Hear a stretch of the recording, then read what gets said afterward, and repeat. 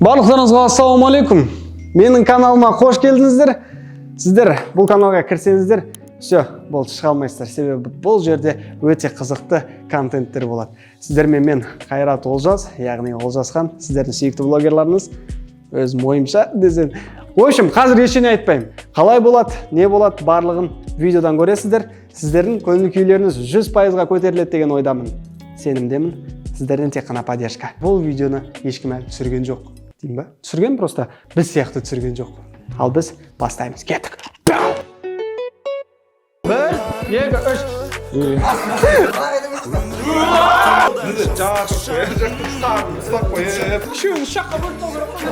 Жетім балалар, одиночки балалар. Знаете, есть казахское слово «көтіңді қыз». О, Ксения? Да. Айналайын деп айналайын. Заебал. Я айтыңдаршы тез рано. По-братски айтыңдаршы, бля. Ашын ма? Бисмилля.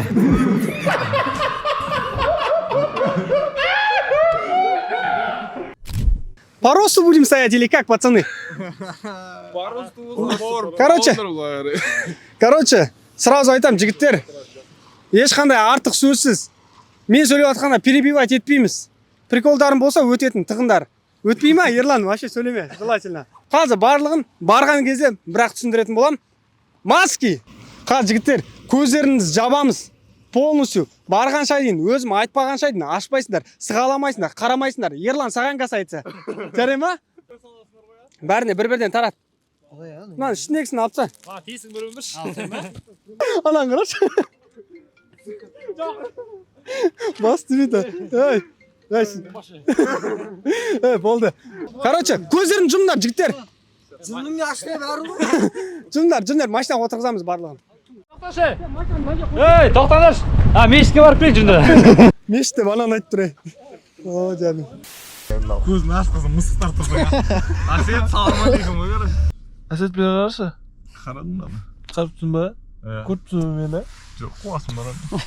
Задавай мне нормальный вопрос, родной. Я тебе тоже тебя не вижу, я чувствую тебя. Финал, если сатып кетті сау. Екі бұлазақ ше? Достығым.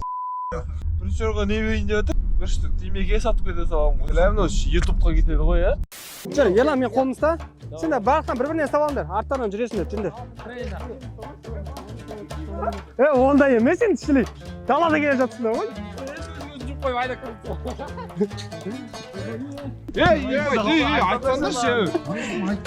айтсаңдаршы. Жоқ. Африка қосып жүрміз ғой. Ерлан қалтаңда не жоқ. Бергендер. Байқа. Аяқтан көтеріп міндер.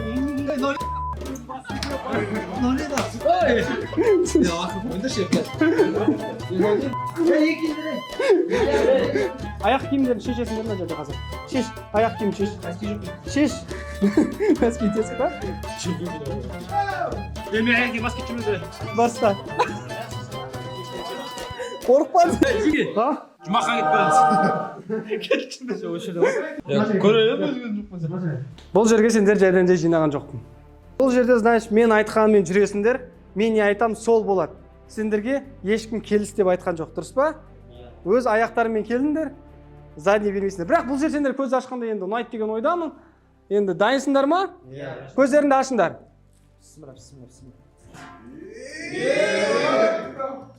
Салам қылған, боксқа келмеді. Еңкейіп кетіп қалған жер. Қызық болып сақты қош. Мына сендердің үстеріндегі киімдерін разный болғаннан кейін маған ұнамай тұр. Қазір сендердің киімдерін ауыстырамыз. Что-то ұна болмайды. Переход істей салайық та. 1, 2, 3, секір. Ей, киіндерсе үстеріне бірдене.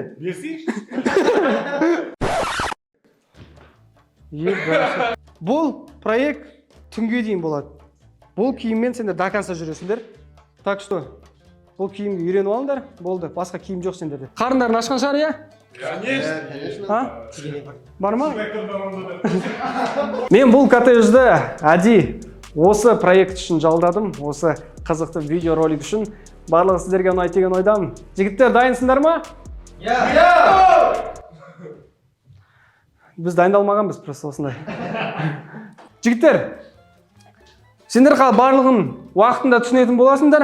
Маған алдымен қазір весы керек. Весыға қалай тұрғыларың келеді? Голый ма әлде осылай ма? Неге? Голый тұрғыларың келмейді. Біздің бірінші қатысушымыз Әсет. Весінді өлшейміз, кел. Әсеттің весі 72-де 800. 800 жатамыз да. Келесі. Игра кальмара оны деген. Ермомыздың весі 88-де 500. 500. Зиятбектің весі қанша екен? 60-та 300. Болды. Тұрай, Жарас, бері кел. Жарастың весі бізде 57-де 555 дейді ғой, короче.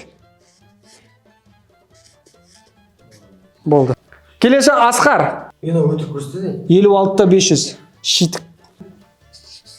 Болды. Ерлан. Тұра бер ма? Тұра бер. 58-де 150. Барлығының весін жазып алдық. Қазір бізге весі енді керек емес. Бұл весиді алып тастайық. Дайынсыңдар ма, жігіттер? Қазір от души тамақ ішіп алыңдар. Сосын ойынымызды бастаймыз. Дайынсыңдар ғой? Дайынбыз. Кіріңдер.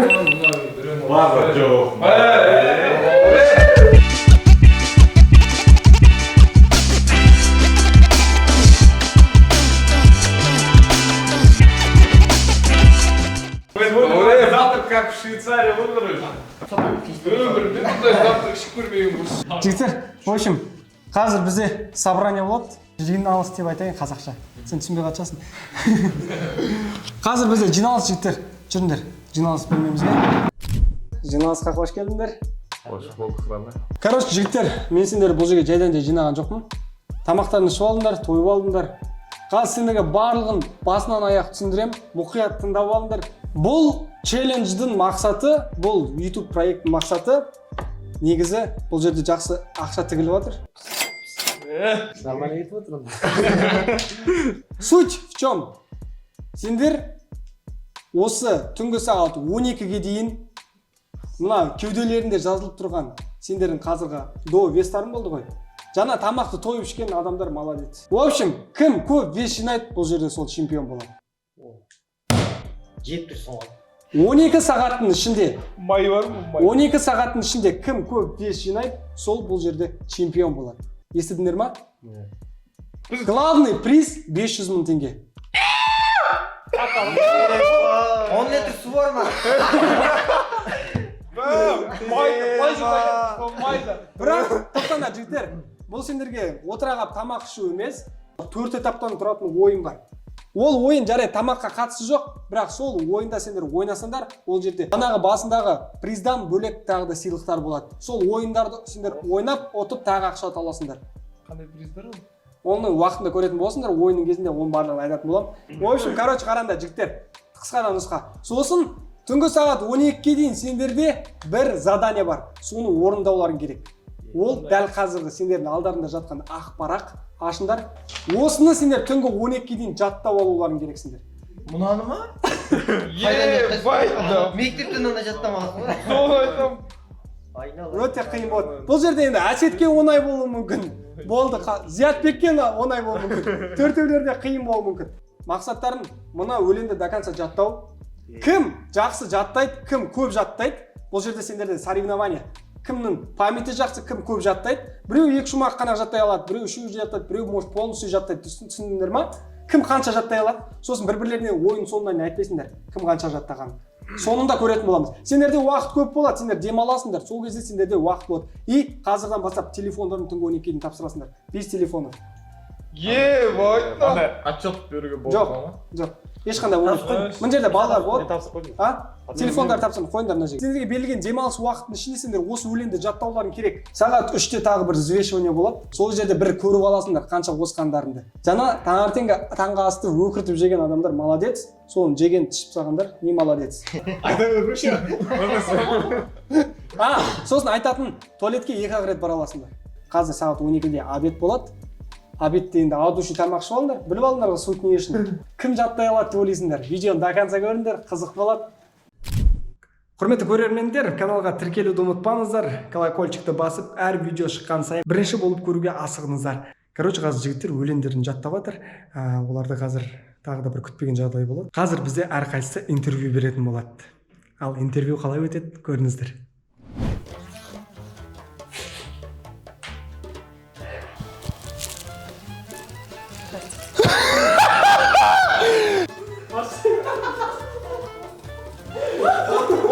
Ой. Ман. Шошқа топ. Ашын ма?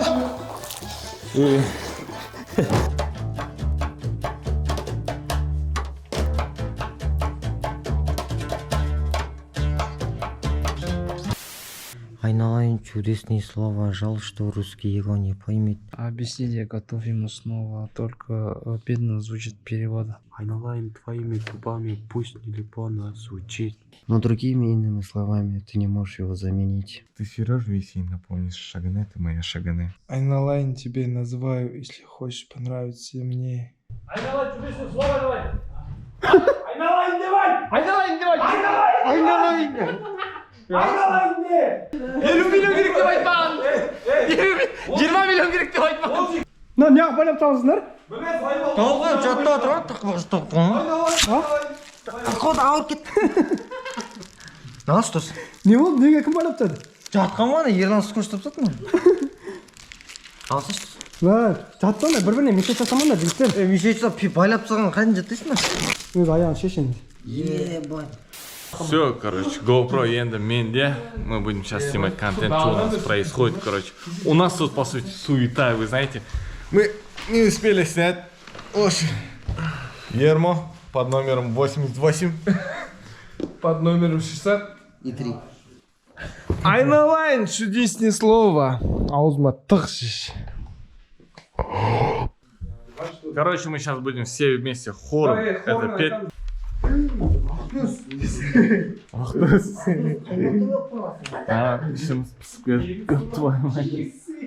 Ека, Айналайн, чудесное слово. Жаль, что русский его не поймет. Только бедно звучит перевод. Айналайн твоими губами. Пусть небо чуть, но другим именем словами ты не можешь его заменить. Ты Сережку Есенина помнишь? Поймешь. Шагане, ты моя Шагане. Айналайн, захочешь, запомнишь. Повтори, Айналайн, при мне. Пусть оно будет нашим паролем, именами твоими и моим. Мы казахи с любовью и болью. Казахи с любовью своих говорим. О любовь своим говорим. Айналайн, тебя называю. Если хочешь понравиться мне, называй ты меня Айналайн. Как Есенин, свою Шагане. Айтбер қашты. Қасқыр терісін жамылған. Ос жаны.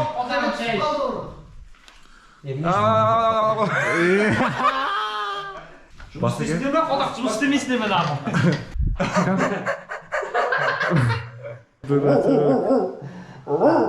Салмақтана. 57 емес. 88-де 5. Бір. Су. Фа. Әкел давай сазы. Сол, кетті. Давай. Бір, екі, үш. Ермо, боец Лиги Октагон, чемпион мира, двухкратный чемпион мира по дзюдо, двухкратный чемпион мира по боксу. Жарас, чемпион мира по карате, является мастером спорта по кюку Шанкай. Давай. Бешеный характер. Молодцы, ребята, молодцы. Давай. Басын. Қолын, бәлі, шеше. Ойбай. Давай.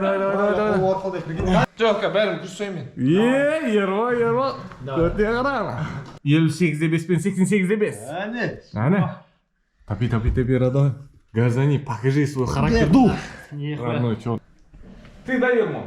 Ты? Міне, екі российский тай, міне. Бауырым. Серьезно, что ли? Иә, серьезно. Жоқ, тіке сол. Он вот сол плохо. Өзің ұстай бер. База жоқ. Міне оңға қапталды. Давай, күресейші тікше. Тікше күресесің ғой ана? Да. Ал отағым деп жейші. Ой. Бля, сол жоқ. Жоқпын мен вообще. Давай. Кессін, уже алып тұрсың. Сейчас у нас схватка Есенина и Шагане. Қамап қойды ғой. Йо, не ек қоймайсың бір қолым. Басын істемейсің. Істемегіз айтып тұрмыз ғой. Да бірге. Нихуя себе. Мынаны сен нешедесің қазір? 21-де. 21-ге шейін қызы болмаған, сондықтан біле беріңдер. Не үшін ұтып жатқанын өздерің біле беріңдер. Мына циркна жақсы схватка болады сияқты мынау. Болмай Давай, нормально вставай, нормально вставай. Байлау керек. Ничего кетті ма, не ол? Байлайын ба? Шымен күреспей, дұрыстап, қолын аласың. Давай. Бүйтіп алады кесін. 1, 2, 3. Шабақ қысып жүр. Давай, мына жағымен. Мына жақта жоқ. Көрейік. Жоқ па, мынақ бармайды заң жоқ. Давай көрейік дейді. Давай. Тоқта, әмен ақ. Қансана. Бәйге тоқта деген жоқ қой. Енді қотақ ұсқышты түндісін ақ. Ойбай, Асқар! Не деген захват мынау? Мына көтті қара деші. 2, 4. Зайбал, дұрыс. Заебался.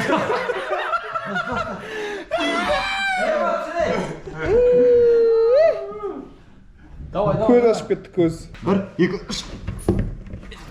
Ай, молодец, Асқар, красавчик. Тақпақ жайында қалды әкесі. Примерно айтшы. Айналайын, чудесный слово. Арғы жоқ. 1000 теңге бар. Мынау, короче, бүйтіп жүр ғой. Каждый жолда 1000 теңге деп жаттап жүр, короче. Жаттан. Джуджай, айтқойшы, оқыш. Айналайын, чудесное слово. Жаль, что русский не поймет. Объясните, я готов ему снова. Жаттап жоқ дейді. Аюдың таманы ғой мынау. Ой, кім жеңеді деп ойлайсың осының ішінде? Өзім жеңем орны, я тут чемпион, брат, да. Сен кім жеңеді деп ойлайсың? Өзім, конечно. Өзім. Не деген самоуверенностьтар, ну сен кім деп ойлайсың? Шанс жоқ қой менде. Короче, давайте пообщаемся. Постараюсь выиграть, чтобы 50 тысяч выиграть. Почему я выиграю? Потому что все соперники там слабые, кроме меня, деп қоясың, короче. Почему должен я выиграть? Потому что я сильный. Мен лично өзім біліп тұрмын. Сол тапақтан примерно Зият пен Әсет екеуінің бірінші ойын алатынын. Қалған төртеуінде ұту керек, короче. Қалған 4 кезеңдерінде мықты етіп ұту керек, мықты етіп ойнау керек.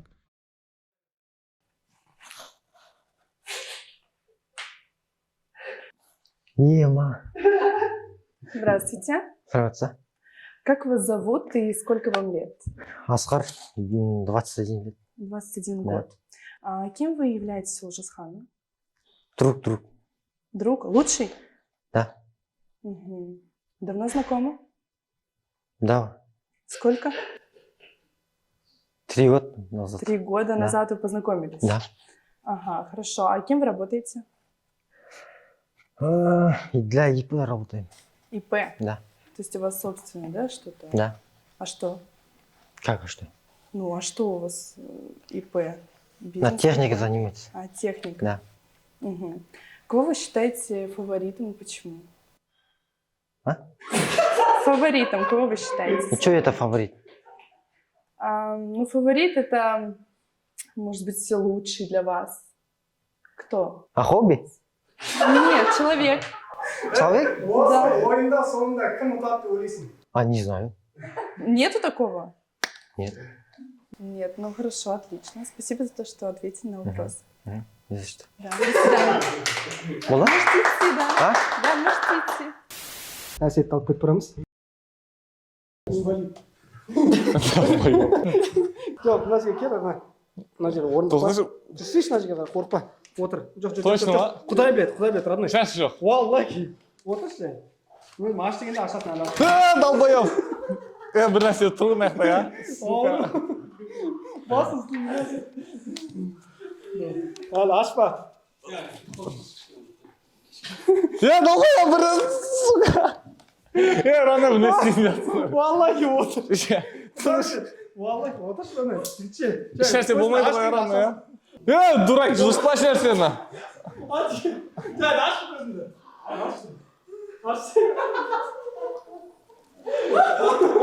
Ой. Долбоёб, айтпайсыңдар ма? Извините. Здравствуйте. Здравствуйте. Как у вас дела? Все Как прекрасно. вы себя чувствуете? Нормально всё? Отлично, все Всё, супер. супер. Как вас зовут и сколько вам лет? Меня зовут Осет, мне 20 лет. Мгм. Кем вы являетесь у Олжасхана? Другом, Другом. да. У Олжасхана так много друзей. А вы откуда? Я из Шымкента. Шымкент. Шымкент. А сюда? Давно приехали? Ну вот, ради него и приехал. Ну, получается, лучший друг, да? Брат он мой. уже. Родной. Нет, не родной, Мгм. названный. Названный, да. Ну, это же роднее. Кем вы работаете? Бездельник я, Тоже неплохо. конечно. Как работается? Нормально? Зато честно. Да. А по профессии тоже По бездельник? профессии, не, у меня много профессий, честно. У меня вот, я отучился на туризм, на Ага. юриста, Мгм. международную торговлю и логистику. Мгм. На много кого отучился. А как вы? Заработок у вас какой? Как вы? Заработок существуете, у меня живете? на криптовалюте. Где вы работаете? В криптовалюте. Отлично. Кого вы считаете своим фаворитом? И почему? Фаворитом свою маму. Почему? Потому что я Ну, хочу... между прочим, честно. Да, честно, я хочу быть как она. Честно, я хочу быть, чтобы у меня был такой авторитет, как у нее. Мгм. Да. Но она работает. Да, Кем вы считаете фаворитом сегодняшнего проекта? себя, конечно. Ну да, тоже верно. Вообще без вопросов. Если сейчас другие будут говорить, что это они, не верьте им. Я тут чемпион. Не зря я А почему прилетел. вы так думаете? Потому что я по факту говорю, я приехал сюда. Я приехал сюда, чтобы забрать первое место, и все. Спасибо вам за честность. Не за Спасибо, что что. ответили на вопрос. Мына жерге орындық бар ма? Отыр. Бля, күлмеңдерші ана. Дайынсың ба? Аха. Аш. Ман. Здравствуйте. Я тоже рада вас видеть. Здравствуйте. Как вас зовут? Жарас. Еще раз? Жарас. Жарас. Қайда келдің? Сколько вам лет? 21. 21. А кем вы являетесь у Олжасхана? Я друг. Друг Олжасхана. Откуда вы приехали? С Павлодара. С Павлодара. А кем вы там работаете? Есть ли у вас вообще образование? Чем вы занимаетесь? На железной дороге работаю. На железной дороге. Да. А что вы там делаете? Я родной өткен бір түрлі. Бір түрлі болып отыр. Асқар қайда? Я там охранником работаю. Охранником Да. работаете. Охраняете железо Аха. и дороги. Аха. Хорошо. Кого вы считаете фаворитом в сегодняшней игре? Ол неме? Фаворитом кого вы считаете сегодня? Что такое фаворит? Фаворит? Ну, да, лучший для вас, может быть. Кто сегодня? Асет. Он по-любому выиграет. Короче, активный. Да. А почему вы думаете, что вы не выиграете? Неуверенность бар менде. Не уверены в себе. Да. А цель вашего приезда сюда? Да, главное участвовать, главное да. участие, да? Получить эмоции какие-то. Аха. Да, это здорово. Спасибо большое, что вы ответили. на наш И вам спасибо. Келесі. Зият. Біздің келесі участник Зиятбек Қорықпа. Қайда лестница? Осы дұрыс, жай жүрші.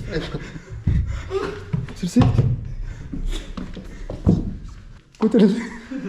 Көтеріл. Көтеріл. Қайда? Отыр кел. Қажыға бар. Отырам ба? Иә. Талбай. Хуйлай. Шош кетті оны. Отырсайшы. Отыр. Отыр, орындық қой. Шош кетті оны. Да, бір түрлі екен. Здравствуйте. Здравствуйте. Как у вас дела? Хорошо, ваши Как вы как? себя чувствуете? Мне все хорошо, спасибо. Ну, как-то некомфортно сюда. Некомфортно? Да, Почему? не знаю. Так много камер сейчас. Так, хорошо. Как вас зовут? Зиатбек. Мгм. А сколько вам лет? Мне 20 лет. 20 лет. Цель вашего сюда приезда? М, Друг сказал приехать на проект. Мгм. Вот приехал. Хорошо. А кем вы работаете? Вы откуда А приехали? я из Павлодара приехал. Недалеко. Да, работаю в Смоле, В Смоле кем? грузчиком. Грузчиком. Это, наверное, тяжелая работа, да? Не совсем нормально, я уже привык. Мгм. А образование у вас какое? Среднее образование, высшее меня числили. Отчислили? Это плохо. А вот вы работаете в Смоле, вам по скидке дают еду? В смысле, это как понять? Ну, там скидочки, может быть, для работников действуют. Нет, такого нет. Нету такого? Джон, Так, а кого вы считаете фаворитом сегодняшней игры? фаворитом Ага. себя. Себя. Почему? Да. Я потому что, не знаю, уверен в себе. Думаю, да, мне деньги очень нужны. Мгм. А чем вы лучше, чем другие участники? Да, правильно. Сколько вы кушаете? Хотя много кушаю, не знаю, массу вообще не набираю. Почему? Не знаю. Она приходит и сразу уходит. Это вот проблема, конечно. И из этого вы считаете, что вы победите? Да, Да? Ну, это здорово. Спасибо вам большое. не за что. Ермо кеттік. Жақсы сен кет. Ерлан. Сен қорықпа жүрме. Давай, давай. Мынаны бұқаларды кіргізіп жатасың ғой. Піштіруге. Мына жерге орындық бар, қазір отырасың. Достар. қағазым сұқпатса ой. Алып кеттім. Тоқтадық мына жерге отыр. Отыр. Әлі ашпа көзінде өзім айтам аш деген. Аш.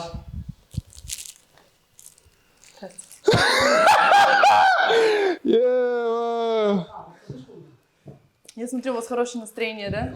Ну, по идее, нормально. У вас как? Пойдет тоже хорошо. Почему у вас такое хорошее настроение? Потому что мои близкие друзья рядом. Рядом? Здорово. Давайте с вами познакомимся. Давайте. Как вас зовут? Ирма. У вас как? Ксения. Приятно познакомиться. Ксения? Ксения. Ксения. Ксения. Приятно познакомиться. Все верно. Сколько вам лет? У меня 23. У У вас? вас 23. Да. А лет сколько? А? Лет сколько? А? Вам сколько лет? 23 года? 23 года. Хорошо. У вас? У нас нет. А кем вы являетесь Олжасхану? А? Кем вы являетесь Олжасхану? Брат родной? Родной брат. Угу. Мама одна. А? Мама одна. Да, одна. И папа. Да? Нет. А все разные. Мама одна. Хорошо, отлично. Кем вы работаете? Я? Татыр Ксения? Айту қиын болып тұр осы. Я, по идее, вообще не этот... Не работаете? Не, вообще я не... Вообще таңдамайын. Я вообще работу не выбираю. Что есть, я все сделаю, короче. Мгм. У меня руки все трясутся. У меня все руки получится, все, короче. Ну, короче, ты понимал, да? Ну, почти, да. Да. А кто по профессии? Я попросил, я по прописи. Короче, как? По профессии. Нефтяник. Нефтяник. Да. Да, ага. У меня 2 диплома. Откуда вы? А? Откуда вы? Я с Уральска. Уральск? Да. Хорошо. А у нефтяников у всех 2 диплома? А? У нефтяников у всех по 2 диплома? Не знаю, я лично сама 2 диплома. 2 диплома. Ага, хорошо. Кого вы считаете фаворитом в сегодняшней игре? Ну, по идее, я считаю, все должны быть выиграть. Но я сильнейшим буду говорить лично я сегодня. Я уверен, потому что я всех соперникам, которые... Они считаются моим фаворитом, но я достойнее этого словами. Они вас считают фаворитом? Да. Пока никто не говорил. Просто не говорит, они... Потому что они бәлі қорқат дейтін қандай еді? Боятся. Боятся Боятся. вас. Да. А почему нас. вас боятся? А? Почему вас боятся? Потому что я фаворит. Хорошо. Спасибо. Все? Келесі бізде кім? Ерлан. Ерлан? Ерлан? Неғып жүр. Қашпа, Жоқ, құдай қорықпа. Ауырады кішкене ғана только. қумандар. Шыда только. Иә, пойдем.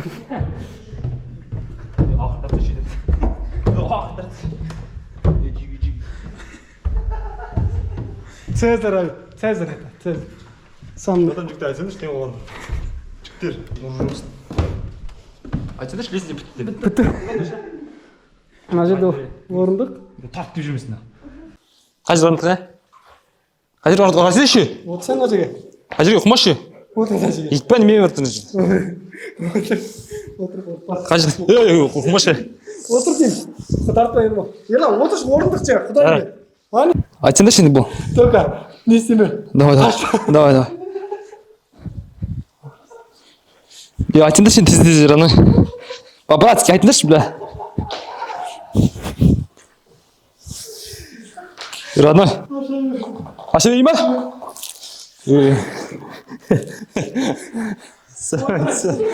Отырам ба? Здравствуйте. Қазақшымыз, да? Это Руша, чисто Руша. Да, как вас зовут? Ерлан. Сколько вам лет? 21. 20. А почему так боялись заходить, садиться? Страх есть. А почему? Потому? А что вы боитесь? Первый раз. А, первый раз? Ну, Ну да. Хорошо. А кем вы являетесь Олжисхану? друг. Друг. Близкий. Да. Откуда вы приехали? С Павлодара. Рядом. А кем вы работаете там? Сам на себе. Тоже ИП? Не ИП. Просто сам на себя? Да. Мгм. А чем конкретно вы занимаетесь? Ну, хозяйством там. Хозяйство. Да. Мгм. Хорошо. Слушайте, вот здесь такой вот вопрос. Другие участники сказали, что вы самое слабое звено. Как? Самое слабое звено вы. Это сказали другие участники. Как вы думаете вообще? Ну, Как это понять? Ну, слабо это понятно, но как? звено? Да. Слабый участник. Да, нет. Нет, не слабый? Не думаю. А кто для вас фаворит? А? Фаворит для вас Как кто? это понять? Ну, фаворит, лучший. Самый лучший у нас? Да. Кто победитель, возможно? Ну, может, Осет, наверное. Осет, да? Да. Высокий такой. Хорошо. Слушайте, а вот Ерма сказал, что вы считаете его фаворитом. Ермо? Труш. Он. Это не так? Нет. А почему? Не Вы знаю не я. друзья? Ну, да, знакомые? Знакомые? Да. Вы здесь познакомились, да? Да нет, друзья мы. Хорошо, давно общаетесь? Да. Что-то вы какой-то неразговорчивый. Как у вас настроение вообще? Ну, что-то страх есть. Вы все-таки еще боитесь, да? Но. Да. Ну хорошо, вы можете проходить, в принципе, Дальше не что? бояться, расслабиться, да. Все, спасибо вам. Біздің бірінші интервью бітті. Жігіттер, қалай вообще? Было офигенно. Только в начале бәрі позор болған шығар, наверное. Ең позор не болды? Көресіңдер, өздеріңдікі, мен уақыты келгенде көресіңдер. Барлықтарым жақсы болды, жақсы интервью болды, маған да өте қатты ұнады. Сіздерге де қатты ұнады деген ойдамын. Лайкты басыңыздар, каналға тіркелуді ұмытпаңыздар. Ал жігіттер, сендерге ас болсын, обед, адуши тамақ ішіңдер, жүріңдер кеттік. Мамам айтатын жер балам қорғай. Ксенияны шақырсыңдаршы. Ксения! Ксеничка! Ей, Ерлан, мұнда отыршы. Я қыстырса береді. Астарың дәмді болсын, жігіттер. Вообще, жаңағы интервью қалай болды өздеріне? Ыңғайсыз жағдайға қалдыңдар ма? Пипец, позор жағдайда қалдым. Ұраны ыңғайсыз деген фигня ғой. не понятно болып қалған. Ерлан, вообще, на. Ашып қалсын. Бәрі қарап отыр. Пол отыр. Жақтаған тақпасын күткізіп. Ну, өздерің пожелание, екінші порция қылып жесеңдер болады. Қалай, бұл бар тема ма? Жігіттер өздерінің интервьюларын берді. Тамақтарын ішіп отыр. Қазір сендерде тағы да бір күтпеген жағдай. Бұл жегенді бәлкім сендер қазір бір 5 секундта құсып салулары мүмкін. Ана қыз айтқан шығар аналар ол кезде ол бірақ қорқақ екен ол бәрі. Жігіттер уайымдамаңдар, барлығы өте қауіпсіз жағдайда жасалады. Самое главное, бұл жерде сендер задний бермеу. Кім бізде задний береді, сол ойыннан шығады. Бұл жерде ең позорный және әсет болды жарайды. Мамамнан ақ болды, иә. Сен батыр емессің ба? Сендерге қызық па мысалы кімнің интервьюсі қалай өткені? Иә, қызық. Енді оның бала қалса ютубта бірақ көресіңдер. Обязательно, сендер бірінші болып көріп жатсыңдар әсет. Вообще қалай проект қызық болып жатыр ма? Бомба. Реалити болды ғой, реалити. Бұл әлі бастамасын. Баққанса интервью шоу болды ғой, иә.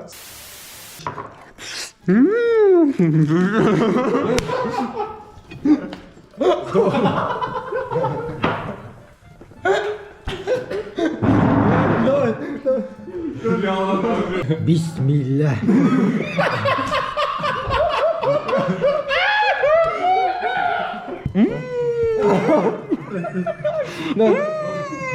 Қолың сора кетіңдер.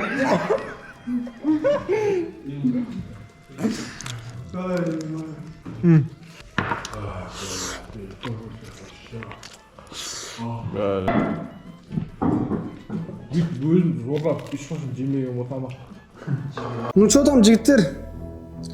Конечно, не хочу вас обидеть. Сейчас будет трэш. Заднюю не кидаем. За вас. Интриганы өлтіреді. Біздің видеоның ең қызықты жері, ең прям қызықты жері, ең қорқынышты жері. Ойлаш, Ерлан. Андағылай күліп отырмайсың, Ерлан қазір. Жігіттер, бұл өте қызықты жері. Ермо, саған да касается. Бұл жерде қазір жігіттің намысы мен қаншалықты жігіттер. Сендерге общем тілейтін сәттілік. Не болса да, задний бермеңдер жігіттер. Все, всем удачи. 5 минут перекурбез, да? Біреуі жаман ойласаң өзіңе біреуі жаман ойлама. В общем, жігіттер, осы үшін сендерді аямаймын, отвечаю.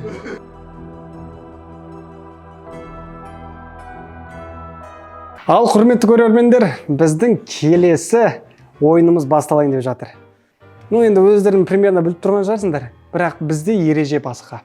Бұл жерде қазір әр ойыншы бір-бір қолдарын коробкаға тығу керек. Және де олардың көздері жабулы болады. Оның ішіне өзіміз білеміз не саламыз. Олар таппайды оны көз жұмық болып. Қолдарын салып болғаннан кейін біз олардың көздерін ашамыз. Бұл жерде бір жәндік немесе басқа да бір қорқынышты, жеркенішті нәрсе болуы мүмкін. Көп сөйлеп мылжыңдамай қойық, қызық болу үшін әрі қарай ойынды көрейік. Оларды үші 30 секунд бойы мына коробкадан қолдарын шығармау керек. Ал кім қолын шығарады, сол ойыннан шығады. Сендердің алдарында коробка тұр. Коробка 6 тесіктен тұрады. Яғни 6 тесікке сендер бір-бір қолдарынан тығасыңдар. Сол коробканың ішінде біз ойын басталғанда бір нәрсе саламыз. Салғаннан кейін сендер көздеріңді ашасыңдар. Қазір коробканың ішінде абсолютно ештеңе жоқ. Қорықпаңдар, так что смело сала бересіңдер. Ал кім сол затты саламыз, сол кезде қолдарына тиген кезде қолдарды алып шықсыңдар, бітті автоматически ойыннан шығасыңдар. Қазір тығыңдар барлықтан, әкел бір-бір қолдарында. Кім қай қолын тығады? Бірінші орын 50 мың теңге. Кім ұтады, кім до конца шыдайды. Қолын шығармау керек, болды. Қараңдар, көздеріңді бір шешіп алыңдар, қарап алыңдар. Міне, коробкада дым жоқ. Содан кейін көздеріңді ашқаннан кейін 30 секунд шыдауларың керексіңдер. Ебать, сен салғанда біз көзді жұмып тұрамыз. Иә. Көздерін жұмыңдар, до конца жұмыңдар. Бірінші әкеліңдер. Дайынсыңдар ма? Вообще қозғамау керексіңдер. Қой, жарас қолдарыңды қойыңдар. Жоқ, ашпайсыңдар. Қозғамаңдар. Калима оқыңдар.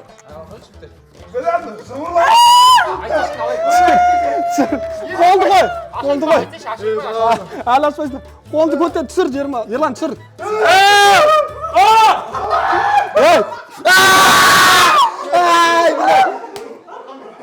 Тихо! Жарас, шықтың ба? Жыбырлап тұр, ебать. Жарас, саған фол. Отвечай, қазір саған шығарсан, ойыннан шығасың. Қолын түсір. Жарас, түсір.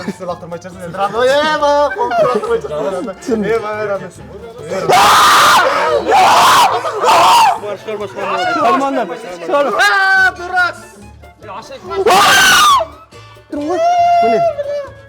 Міне. Жұмалатпашы.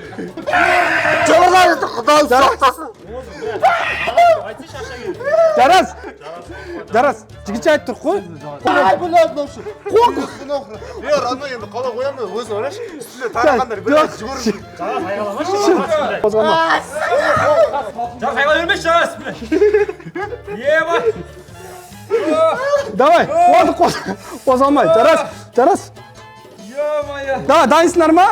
Көздеріңді 1, 2, 3 ашыңдар. Аш, Жарас көздеріңді. Блядь, айға жан шығарны ғой. Елан қой қолыңды. Түңіріні маған бір вообще жан. Өт соқпашы сен, вообще тартып отыр. Блядь, пазар болды ғой мене. 30 секунд. 23, 24, 25. 28, 30. Болды. Иә. Жігіттер, көздерін жұмдар қайтып. Не қорықтыңдар, сонша? Келесі мысқа келдірші. Сендегі айтып тұрмын, сендегі зияны тимейтін зат. Самый главный қолдарында мен Ермо до конца тұрды. Вот Ермо ғана қозғалмаған шығар. Мен байбай мынаның шуынан қорқып. Кет, келесі, көздерін жұмдар. Бірінші ойында жарайды біз. Жай тексеріс болсын. Мына жерде жігіттер қорықты шынымен де. Бірақ ескерту болды бұл. Екінші, әкеле беріңдер. Эма шығып отыр тез, әкеш. Қозғалмаңдар вообще. Сука, паук, ну. Қозғалмаңдар. Еба.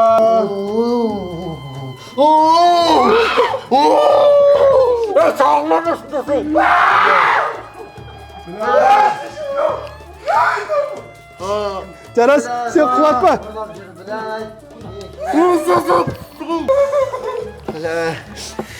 Асет, қолын. Жарас айғаламашы, бля. Қолын.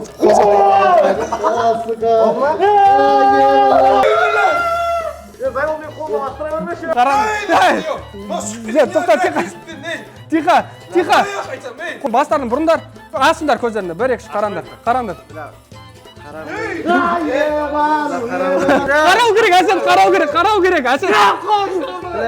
Қарау керек, Асет. Қарау керек, шығып кетесің әйтпесе ойыннан, Асет. Қара. Асет, қара.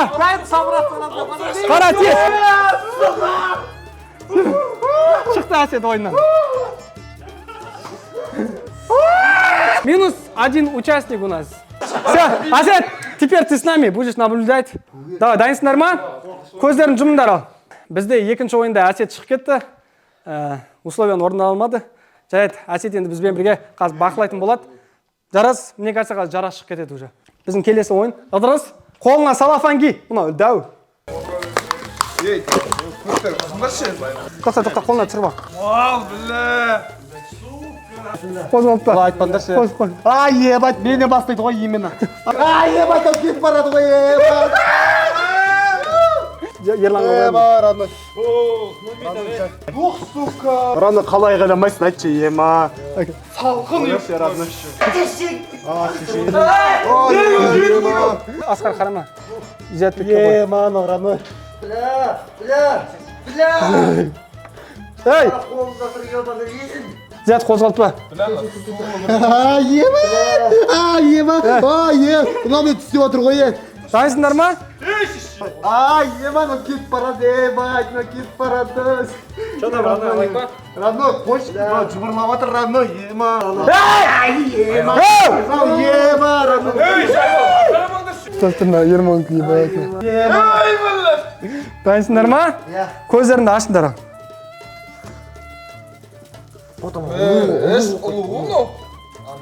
30 секунд. Шыдайсыңдар ғой смело. Мынау просто шағатын бар кішкене. Жағамайна? Иә. Сорат. Дайынсыңдар ма? Болды, алып тастаңдар. Жаңағы үшіншісінде ешкім ойыннан шыққан жоқ. Енді қорқыныш болды. Сонда да до конца шыдады жігіттер, молодцы. Енді біздің 4-ші дайындаған өзіміздің сыйлығымыз. Ал жігіттер, көздерін жұмыңдар. Опасный кішкене. Дайынсыңдар ма? Асықпаңдар только.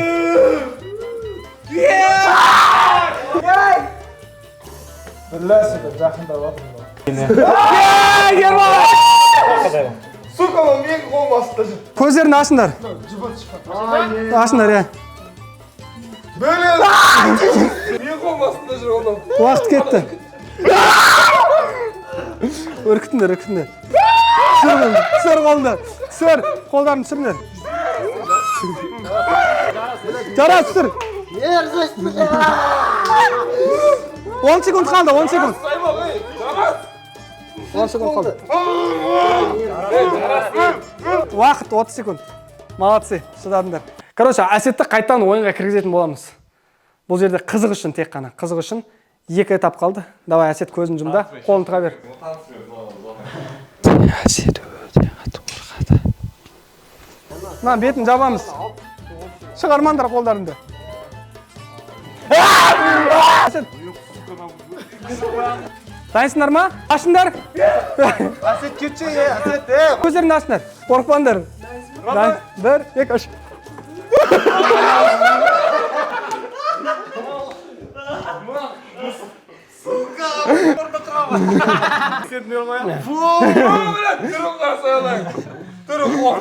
Әсет, до конца ойнайсың ба?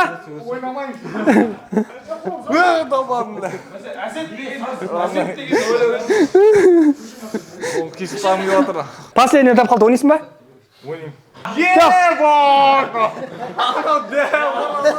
Бергеш әкесің да, мұнда. Ишак деп ана. А мен орнына күшіктерден деп ана. Малсына ат. Ойнайсың ба? Ойнайм. Осы жол жігітше қолын шығармайсың. Шығармайм ма? Жігіттер, последний қалды, өте қызықты. Көздерін жандар, мынадан мен өзім қорқам. Оны значит істемей ма? Істемейді. Жәшікте болса онда мынау. Бата болған.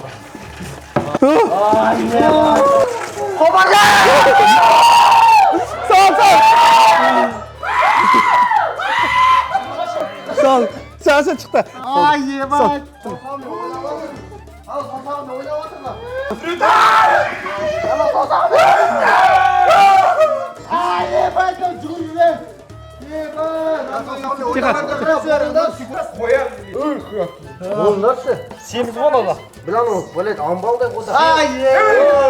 Көздеріңді ашыңдар, 1, 2, 3 қараңдар.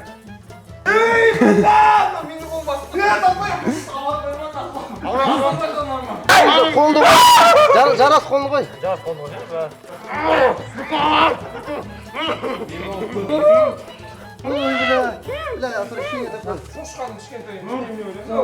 Уақыт.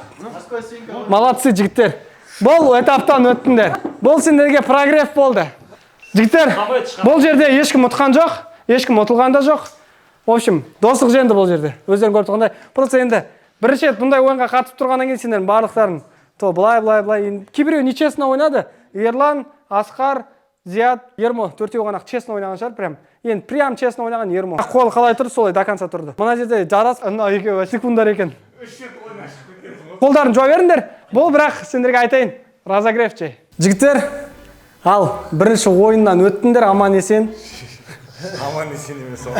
Сендер міне жаңа айғайлап, шулап, егерде сендер бұл ойынды спокойно өтсеңдер, бәлкім сендердің, наверное, вестарын түспейтін еді. Бірақ Жарастың, Ерланның, Асқардың весі жақсы түскен сияқты. Саға тұрамыз. Бұл сендерге жай өздеріңді көріп алуға, бір-бірлеріне мотивация болады. Кім бірінші бізде болды? Әсет, кеттік.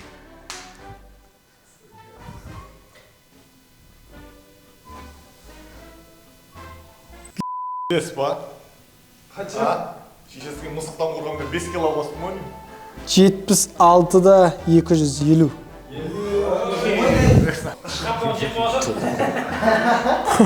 Неше рет туалетке бардың сен? Бір-ақ рет бардым. Құманда Екі сидім ғой мәшкін. Ой, саналады ғой туалетке барған. Ба бермен де ма? Болды, осыдан кейін туалетке бармайсың. 4 кило қосқасын ба? Кеттік, Ермо. 4 кило қосқан жоқпын, я. 93-те 200. Мен 65 былай еттім ғой. Аттури қосып отырық қой біз. Кеттік, Зият. 64-те 400. Сендер ойлақамандар, весі істемейді деп. Мен мысалы весім бағана 71 болды, 72. Мен весім өзі сонда 72, шынайы. Кеттік, Жарас. Жарас қазір 61 болады шығар. 61-де 250. Келесі Асқар. 60-та 150. 150. Ерлан 62-де 150. Жігіттер, ризасыңдар ма результатпен? Все. Енді кім сендерді мұнда көп жинаған? Енді Ермодан асу керек қой сендерді. Мақсат. Возможно. Тамақты қыштау керек, су көп ішу керек, жігіттер. Дайын болыңдар. Ал сендерді қазір тағы да тамақ күтіп тұр. Содан кейін бір ойын күтіп тұр. Ол ойын енді жаңа жеген тамақтарын бәлкім бір жерлерінен шығуы мүмкін. Дәл көріңіздер. Біз не істейін деп жатырмыз? Короче, бұл енді біздің бауырларымызға, достарымызға біраз қиындау ойын болады. Ну, қызық болады деген ойдамыз. Мынау лимонның кислоты әр ыдыста болады. Және де мына тамақтың ішінде де болады. Бұл жерде әрине мақсат жеу емес, жұту емес, 1 минут шайнайды ауыздарында. Оның өзі жаман дәм береді ғой енді жұтпаса да. Сосын түкіріп тастай алады. Толығырақ түсіндіре кетейін. Қазір мына жерде екі өте жағымсыз дәмдерден жасалған тағам тұр. Тағам деп айта берейік, короче, біздің тілде. Мына жерде мысалы вискас пен халапеньо. Ойландар, осы екеуі кімге түседі? Мына екеуі кімге түседі? Мына екеуі кімге түседі? Мына жерде біз 6 қағаз бөлдік. 6 қағазда әркімге тиесілі заттар жазылып тұр. Қазір өздері таңдайды, кімге қайсы түседі, олар бұл заданияны орындайды. Артқа ход жоқ. Әр қағазды мынаның ішіне қойдық. Қазір өздері таңдайды. Жігіттер шақырыңдар ортаға.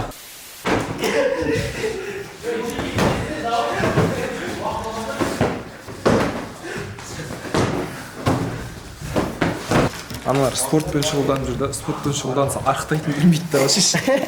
Бізде жатырып қояр жақты, қарнын ұстап қояр. Өлен жатты. Тағы не бәле? Что там, жігіттер? Ал енді дайынсыңдар. Бұл кезде енді задний точно бермей часын, әсет точно сен. Мен вообще бермедім задний Ой, а? Смотря кім... Қайда ақшаға дейміз деген ақша. Қойшы. Жігіттер, қазір кімнің бағына байланысты?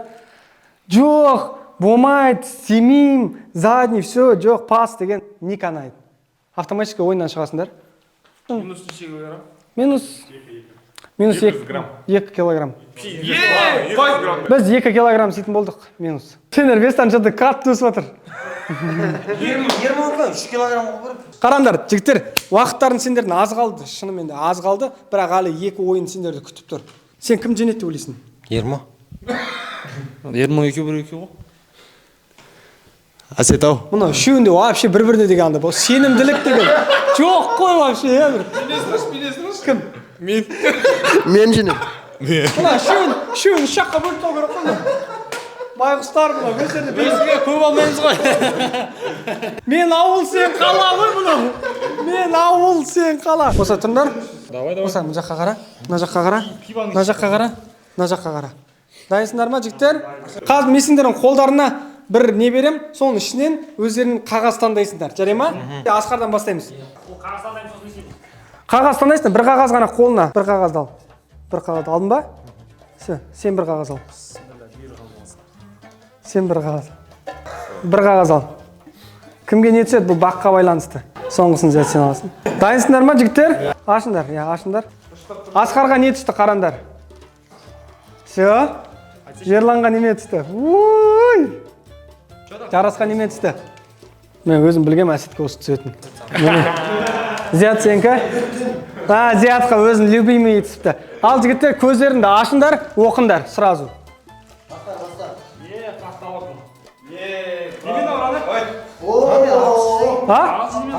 Ағыз десе емес, вискас деген сөз. Вискас, халапеньо. Чим-чим мен бигбон. Балыға кеттің, ема. Біреу аджика мен вискас жейді. Ема, вискас мен дейді.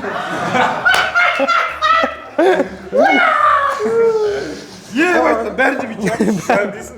Құмай. Мынау, алар қарсы мекін қарсыш. Бән қарсы қуасың ма? Сенкі нормальный самый.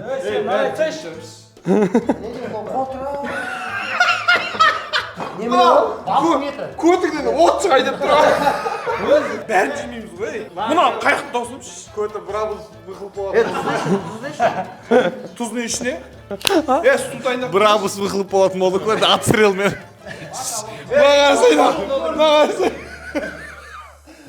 Мынаны айтпай ақ қой. Родной, жан жақта алып Мынау вообще алмайсың мынаны.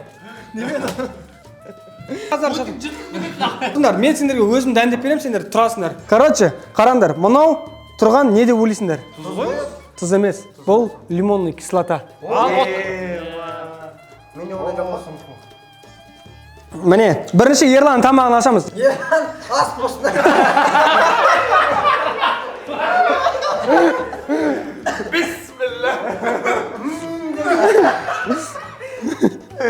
Ал Ерлан. Следующий вопрос сразу. Анда қан қояды. Пысқан қан жайы. Ашшы ше. Жеңіп барады. Еске қой. Ана халапеньо ғой ана жай. Қасық бар ма? Бәрін салмай шығарсың? Жоқ, бәрін салмаймын ғой. Мә. Аузына сал. Сал. Нормально ғой? Негізі намаз істей жүгіре ме? Рахмет. Әдем болсын. Сошын бас. Патология. Осы үшін анда аз ғой тұз. Құмай жынды ма көп? Болды. Ана патология болды. Тош ете алмайсың жарас. Bizde 3000 tenge.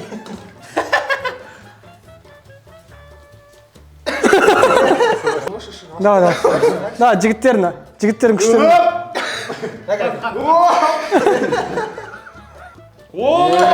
Міне! Ашып берген мұндан алмай ашып тұрғым. Қол тасты дос. Бәрі биттің тамақ жеп тұр. Болды, родной. Ман.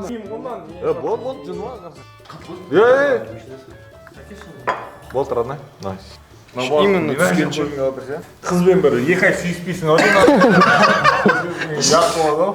Ана қол жуылды ма, жуылмады ма.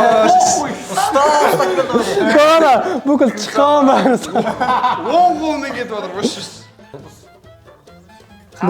Ей, қошиш. Ей, Жоқ, мұна балық қойсаған оңай родной. Ана пысқан балға да. Пысқан балық па? Болды. Әкеттілер ана. Мына Ерланмен жарас с удовольствием жейін деп тұр ғой. Болды ғой. Үсте ана қоясыш. Бұдыр өтсақ чекпайды. Балға адам жейді ма қой мен неме? Балға адам жейді ма? Бесмилля деді. Мына вискасы ашылғаны бар ғой, әкеліңдер. Өз түрі мысыққа ұқсайды. Бля, болды. Адам там болса жадайды. Кезек жейді. Чтоб қазір бәрі. Жаңағындай призой жоқ па мына жақта? Бар ғой? Иисус Христос бір нәрсе деп папама. Ана ажикал. Ей дос, анда құдай сақтасын, ялс десе. Ең оңай зиятта. Қолы қосыр жоқ, өздерін ал таңдадыңдар ғой соны енді. Меше мен соңғы таңдадым да.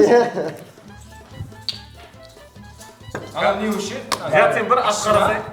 Қос. Болды. Ашшы ма анау? Ашшаны. Мына жерде жігіттер дайын. Но кәдімгідей. Мә, бір сушняк бар. Аузымызға сас кетіп жүр. Қыста қарақаш. Дайынсың ба? Да. Бір минут көсе ме? Да. Бір, екі, үш. Жұтпайсың. Шайнайсың жай. Жұтпайсыңдар, шайнайсыңдар жай. Бір минут. Ты что, вредный нәрселер ғой? Шайнаймыз, иә? Иә.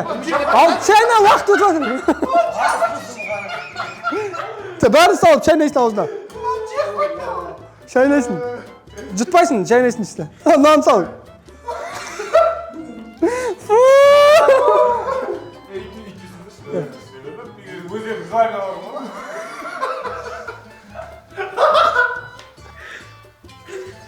Жиырма секунд қалды. Шайна.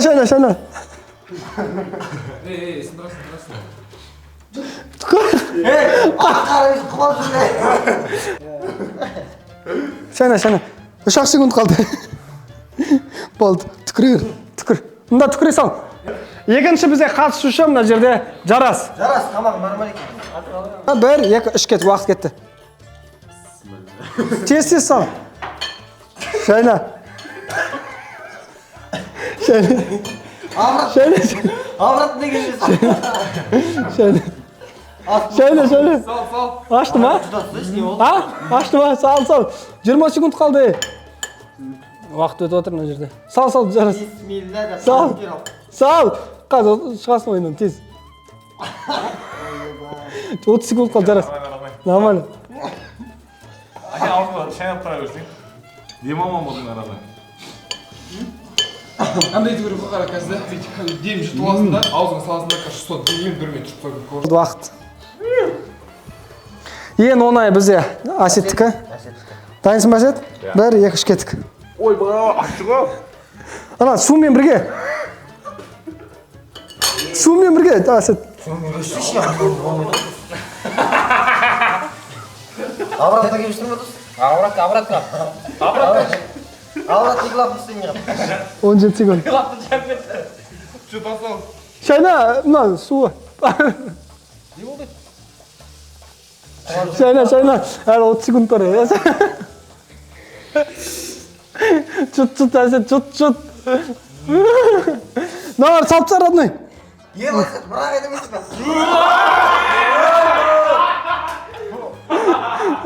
20 секунд қалып еді. Шыдамады. Асет, до конца, задний до конца деді. Сен жейсің, сенікі желінетін нәрсе өйткені. Бөлем маған кейін өзгеріп жүрмейтін шығарсың. Жейтін нәрсе ғой, родной, ананікі желінбейтін нәрсе ғой, натур. Жемейтін нәрсе жеп Давай, жейсің, Ермол. 1, 2, 3, кеттік, уақыт кетті.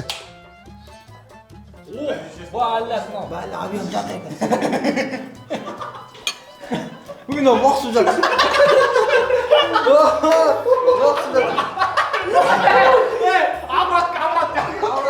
Қайтан сал, қайтан уақыт өтіп, тез.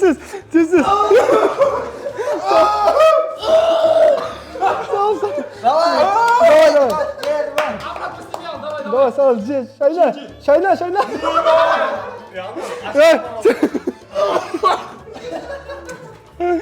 Шайна. Ахмет балық жекеді мен балықты. Жаңа балық жемей қойып. Андан 20 секунд шайнайсың. Сал, 1, 2, 3, сал. Шайнайсың. Шайна өтірік істеме. Шайна. 4 секунд қалды. Уақыт. Міне, біздің өте мықты. Бұл енді жейм дейді. Дайынсың ба? Шайнайсың тоже. 1, уақыт кетті. 3, кеттік. Шайнайсың. Шайна.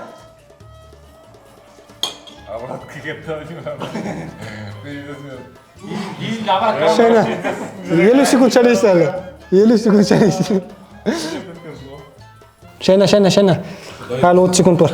Ойлайсың, мысықтың боғы. Асқа шайнатсай. 10 секунд қалды. Шайна. 3, 2, 1, уақыт. Тауысып қойып жүртім.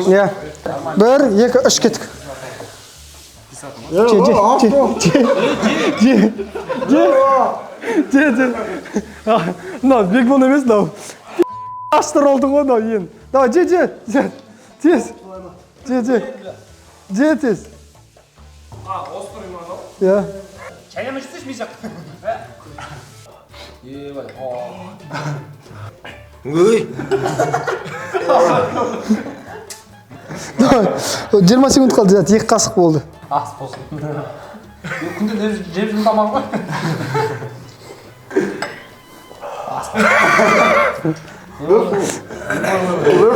Осыдан кейін ішесің. Су жоқ, су соқма.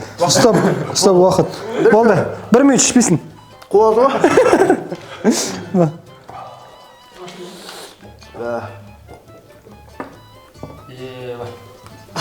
Адамыз ғой. Латуға кесін ғой. TikTok'ta adam жазып жүріп оны 1,5 литр былай ішетін. Қалай екен Зет? Бірлеш кәне? Ой, сөйлеме ешкімге. Әсет саған не болды? Пазар oldu mu? Ne oldu? Avrat қиды ғана. Жүрегі келеді ғой. Мен ауылды салайын деп жатқан. Ешкеп қалып Бұл жерде чемпион Зият натуре мойындаңдаршы. мынау негізі бигбол емес, мынау прям реально ең аштысы. Мына дәмін көрші өзің. Да, есінен білмейсің ғой оны. Мысығанда мысықтан біледі ғой. Зият, 20 мың құтты болсын. Иә. Все. Ты выиграл 20-ку. Наш чемпион. Өздеріне көріп тұрсыңдар. Зият жеді до конца. Все, жігіттер қалай? Нормально? Ең жағып кеткен ғой. Қайрақ болды, қайрақ. А? Тісім қайрақ болды. Эй, жігіттер, бұл бастамасы. Қашан бірде басталған басталмас. Ағаннан бері бастамасы істеп Ой, все, болды. Біз келесі этапқа өтеміз. Көріңіздер. Здравствуйте еще раз. Как прошел Привет. ваш день? Отлично, все супер. Отлично, как ваш Ну, я настроение? соврал, что все супер. Почему? Меня все еще тошнит, потому что Почему тошнит? так было позорно, честно, знаете. Три испытания, да, мы прошли. Из 3 же опозорился, прикинь.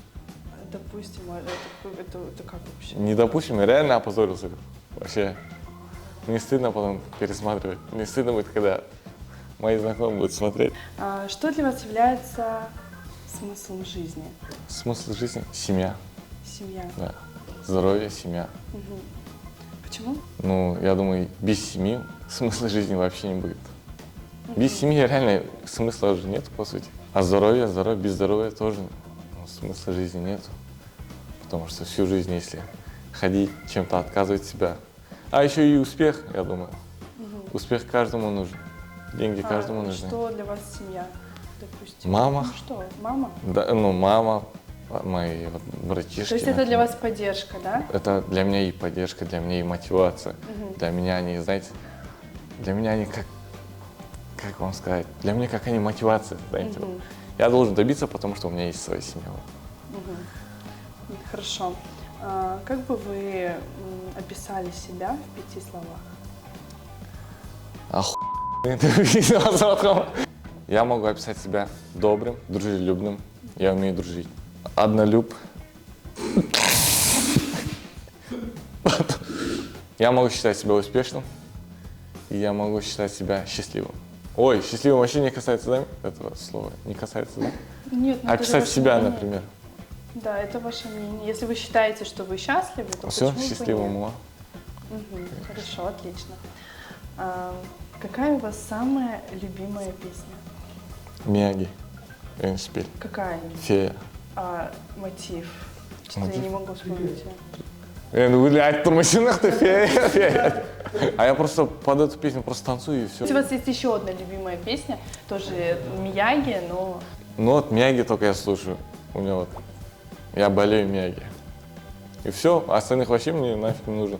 Вот у меня друзья еще Асик пен Кмет Айдоспорт был. Вы поете мне Мияги? Я, допустим, вообще... Панаму можно, пожалуйста, с Панаму в студию? Асет, у меня вопрос еще один. Почему вы так боитесь кошек? А вы даже не спрашиваете, мне так стыдно слушать. Почему? В чем проблема?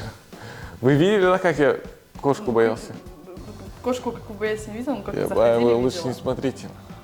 Вообще офигеете. Я не знаю, почему я кошек боюсь уже 20 лет, наверное, я вообще кошку не трогал. Никогда в жизни я даже вот не прикасался. Вас как-то в детстве напугало? Ну вот возможно? именно, что я даже не трогал. Ничего меня не пугало, мне просто мерзко Может от них. быть, образ какой-то? Да, что мне вам мерзко от нравится? них. Мне от них тошно, что ли. Они такие. Вы брезгуете их. Да, брезгую. А если в будущем ваша жена скажет, я хочу домой кошку? Или ребенок? Пусть переезжает нахуй, что мне делать? Шучу. Или ребенок скажет, папа, купи нам кошку, или давай возьмем котенка. Знаете, есть казахское слово «кутыңды қылсын». Это так, не всё. очень хорошее Не очень? слово. Но других слов просто не знаю. Шучу. Я бы, наверное, Смотрите, объяснил. это мы переходим уже, получается, к первому вопросу. Ага. То есть сейчас вы говорите, вы бы им закрыли рты, да? То, что в плане, если бы там вам сказали кошечку там взять. Но вы же говорите, что для вас самое главное – это семья. Ну я же не говорил, что... Ладно, шучу. Я бы, надеюсь, объяснил бы, я бы сказал, лучше бы давайте вот заведем щенка, чем кошку. Объяснил бы, почему. А щенок такой же, он же Ну нет, такой он-то же. вырастет, хотя бы он будет охранять. Кошка зачем? Вообще бесполезная вещь какая-то. На улице их дофига. Хорошо, спасибо. А? Сол түкірсем мысқат еді. Вообще в шоке. Какое испытание вам сегодня больше всего запомнилось? Ну или вы как вы думаете? Кошкой? С кошкой, конечно. Я впервые в жизни за 20 лет потрогал кошку, прикиньте. Не потрогал, они мне поставили на руку. Каким цветом она была? А Хуй его породистая? знает. Не, она была ужасного цвета, я отвечаю. На Алтынбека чуть похоже, но нормально. Спасибо вам за ответы. Снова я. Какое настроение? Жақсы. Все хорошо? Да. Отлично? Отлично. Как испытание? Тема. Тема? Ага. Супер. У меня к вам есть еще вопросы. Вы ответите мне, да, на них? Только честно. Да. Хорошо? Что для вас является смыслом жизни? Демейді. Біртүрлі, братан. Басқаша сұрақ қойыңдаршы, ондай емес енді. Я здоровье моей семьи. Хорошо. Почему? Почему? Ну почему вот у вас такой взгляд на жизнь? Вы получаете какую-то опору, да, наверное, от семьи? Это как? Ну, вас же поддерживает ваша семья, правильно? Да? Да. Ну вот от этого она и главное, да, получается, в вашей жизни. Хорошо. Как бы вы описали себя в 5 словах? 5 слов о себе. Андай бір не жоқ қой менде андай. Қалай айтамын мен өз-өзімді айта алмаймын олай. Мен біреу үшін айта аламын да ғой өзімді қалай мақтаймын мен. Нет, а почему вы не можете, допустим, сказать что-то о себе, допустим, те же самые 5 слов? Ну я не могу просто себе вот как жас жағынан айтып. Следующий вопрос. Какая у вас самая любимая песня? Песня? Да. Ну вот то, что вы слушаете. Мен де ойла десең. Напойте мне. Сағындым ғой дедің ау, жаным маған, бол көрдің бе таулардан, мамырлаған, сол менің ақшанымның ақшалыны, аулақта ауарайда дамылдаған, мен де ойла. Осы ғой, короче. Классно, у вас хороший голос. Да. Так, я слышала, что вы собираетесь жениться, верно?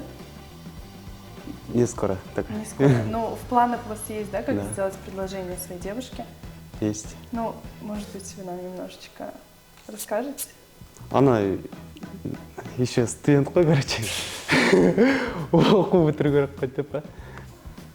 Да, братан. Айтпай қойды ғой. Но у вас есть какая-то идея, где вы это хотите сделать? Может быть, не знаю, на крыше дома, может быть, где-то в очень такой уютной атмосфере, обстановке. Предложение, вы уже делали предложение? Жоқ, әлі жасамадым. Вот, ну как вы хотите его сделать? Думали об этом? Да. Есть какие-то предположения? Самый главный, өзіме жақын адамдар шақырып, и солай жасам деп болды. Андай емес. Спасибо большое, что ответили на все вопросы. До свидания.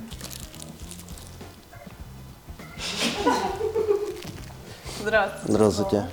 Как настроение? Ничего, нормально. Как испытание? Пойдет. Пойдет? Какое самое запоминающееся сегодня испытание у вас есть? Этот. Қалай это? Орысша. На казахском не понимаете, да? Ну вы попробуйте, скажите. Жандіктерді, короче, пәләшеше, қалай түсіндіремін? Короче, этот, коробка этот, типа. всяких. Руки, когда Да, да, выступали да. и пытались Да, угадать, да, что или кто. да, все верно. Хорошо, понятно. Вы готовы к ответу на вопросы? Да. Да, отлично. Первый вопрос. Что для вас является смыслом жизни? Смыслом жизни. Для чего вы живете? Ну, чтобы родителям помочь. Семья. Угу. А почему вы не сказали, допустим, для себя? Для себя еще проживем.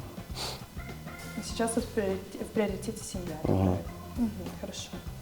Как бы вы описали себя в 5 словах? В 5 словах. Стеснительный, работодательный. Правильно, да, вроде? Работодатель? Да. Правильно вы говорите? Немножко по-другому. Вы работаете, да, получается? Вы работаете в любой сфере? Да. Да? Да, разнорабочий. Потом... Вот люблю тиктоки снимать. То считается? Ну, артистичный, получается. Да. Спать нравится мне. И кушать. Спать и кушать. Ну, последние два, мне кажется, это обо всех просто, да. Хорошо. Какая у вас самая любимая песня? Есть такая? Да. Другая песня «Шагала». Ага. Ну, теперь вы не можете напеть их? О, шошо. Жүрсің түнгі қалада, қасындағы досың деген балама. Қолдарын ұстап тұрып, тым жоқ дейсің арада. Мендік жүрек енді саған барама, шағала. Классно. Давайте похлопаем все вместе. Супер. Последний вопрос. Если вы сегодня вдруг выиграете, что вы будете делать? Именно деньгами или чего? Кредиты оплачу. Кредиты? Да. Чуть много? Нормально. Нормально. Ну, тоже полезно. Да. Все, спасибо.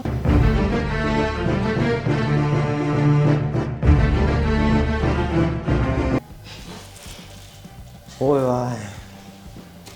Здравствуйте. Еще раз. Вы меня узнали? Нет. Я с вами была утром. Да. Как у вас дела? Нормально? Хорошо, как ваше испытание? Нормально, отлично. Отлично? Страха нет? Супер. Я приготовила для вас вопросы еще. Да, и попрошу вас отвечать четко и кратко, желательно, хорошо? Первый вопрос. Что для вас является смыслом жизни? Что для вас является смыслом жизни? Ради чего вы живете? Еще раз. Что для вас является смыслом жизни? Жить. Смысл жить. Дышать, пить, есть. Хорошо. Как бы вы описали себя в 5 словах? Бля. Казахша говоришь? Можно казахский? На казахском? Да. Вообще, желательно на русском. Давайте на казахском. Уверенно, короче. Уверенный. И потом уверенно, короче. И алдамай болған. Как? Я не обману, короче. И потом я работник. Хорошо, что не работодатель. Потом 3 пойдет. Ага, 3. Это 3 получается, да? Вы себе можете описать в 3 словах. Хорошо. Еще один вопрос. Какая у вас любимая песня? Песня? Хайрат Нуртас, любой песни. С Кайратом, любой песни. Можете спеть? Как? Ну, спойте мне эту песню. Я просто сама очень сильно люблю Кайрата Нуртаса. Пойдем? Ну, вы можете напеть эту песню. Любую любимую песню Кайрата Нуртаса. Ой, ё-моё, не кеттім, ойлап кеттім ғой. Куплет, припев. Куплет айту керек па? Говорит надо? Надо петь. Как надо петь? Как поет Кайрат Нуртас? Попробовать хотя бы. Попробуй? Ну, попробуйте. Анау есть? Песню спеть сможете? Айту керек ма? Алматының түндерін-ай, Алатаудың салқын самалындай. Пойдет? Чуть-чуть подольше. Можете еще взять от Нюши припев. Так Сам она говори, вместе давай, с Нюша. ним поет. Нет, я Давай, здесь давай. только говорю. Это вопрос к вам. Махаббат бағыңдағы сайраған бұлбұл едік, сайраған нананай. Басқасын айтайын ал. Жастықтың жалында бір күн едік, тіңмерекше атты таңдар-ай. Көздеріме көзің майланғанда, жүрек тулап оттай жанған-ай. Ауырмай жүрек өт қалай? Ну, я Пойдет, думаю, да? достаточно. Пойдет? Да. Пойдет, да? Вообще круто. Вы ходили на вокал? Нет. Нет, а Я хотели бы? выходил на школьник. В школе? кезде. Хор был? Школьник был у нас. Хорошо, отлично. Оскар, у меня есть к вам индивидуальный вопрос. Куда бы дели деньги, если бы вам дали $1 миллион? Не считая квартиры, машины, семьи, куда бы вы еще их потратили? Наполовину, 50% көмек, на помощь. Короче, на мешит, так, жетім балалар. Как называется? одиночки балалар. Да, помнишь? Да. Детдом? Да, примерно, да, детдом.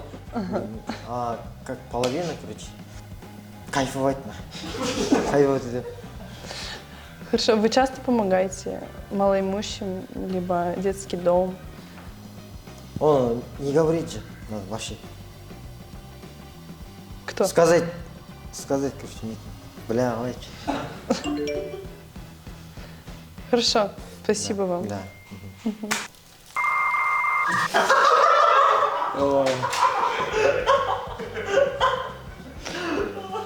Здравствуйте. Как у вас дела? Нормально. Все хорошо? Как вы себя чувствуете? Отлично. Как испытания? Чего? Как прошли ваши испытания? Нормально. Отлично. Нормально или отлично? Отлично. Отлично. Хорошо. Я здесь приготовила для вас вопросы. Ага. Вот. Я попрошу вас ответить мне. Хорошо. Что для вас является смыслом жизни? В смысле? Как понять? Ну вот, ради чего вы живете? Ну, ради родителей. То есть семья. Да. А еще? Ну, работать надо. Что еще? Вы живете ради работы и семьи? Да. Близких ценить надо. Хорошо. А почему? Ну вот почему вы так считаете? Ну, больше смысла нет уже. Хорошо. А как бы вы описали себя в 5 словах? Как понять? Ну, как бы вы описали себя в 5 словах? Я не понимаю что-то. Не понял. Ну вот 5 слов, которые максимально подходят вам. 5 слов? Это как понять? Не понял. Хорошо, следующий вопрос. Почему вы мне только что посмотрели вот сюда? Я не смотрю. Нет, ну я же видела, просто меня смутило это, нехорошо. Ладно, вы не смотрели? Хорошо, тогда скажите 5 слов, которые ассоциируются с вами. Работаю нормально. Окей, только с 2, да, словами вы ассоциируете себя. Работу нормально. Отлично. А какая у вас самая любимая песня? Кара язык. Напойте мне ее. Ауырмай ғой. Туңды тастарын өткен күнім, больше хватает же песен. Ну, побольше, чтобы я вообще услышала. Вдруг она мне понравится. Келеме, аппағым, сенен артығын тап.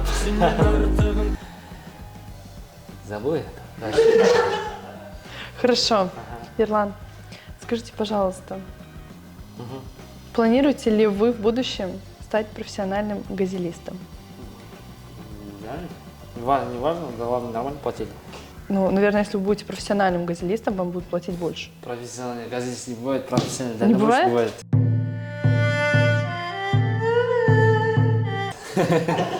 Дальнобойщик? Не, конкретно газелистом. Вы хотите стать профессиональным? Ну, мне не важно, какая работа. Работа была нормальная, главное. Ну, есть желание, да. Хорошо. Спасибо большое. О, Ксения? Да, здравствуйте. Вы меня узнали? Ты Ксения или не Ксения? Ксения. Да. Все верно, да. Не похоже? Я не знаю, я не запомнил твое лицо. Не запомнили? Да. Почему? Нет, зачем твое лицо? Ладно. Ну, я думала, обычно красивых девушек запоминают.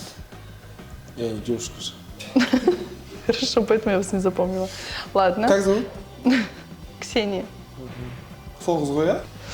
Так, давайте перейдем с вами к вопросам конкретно, да? Давайте. Что для вас является смыслом жизни? А? Что для вас является смыслом жизни? Қалай қалай? Типа өмірдің деген не деп тұр ма? Өмірдің мәні? Жизнь коротка. Ну, чтобы сначала давайте посчитаем главные твои семья, кто близкие друзья, чтобы рядом. Надо надо выбрать, что до конца жизни будет вместе твоей женой. Короче, смысл в жизни не в деньгах, только это, что близким было хорошие люди. Да, а что вы от этого получаете? А что вы от этого получаете? Как получить?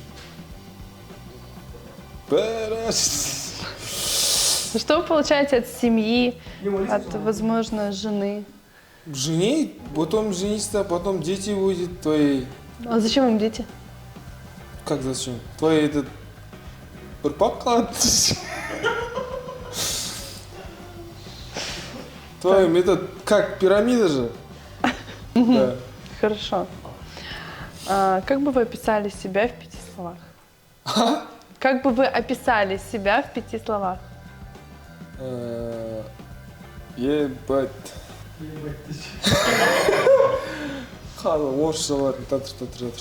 Очень спокойно. Очень спокойно. Я буду максимально стараюсь добрыми. Добрыми. Да.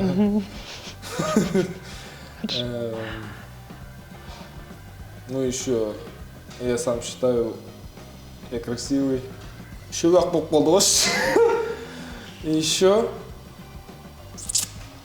я классный, я буду классный, может, друг. И я буду будущий хороший отец.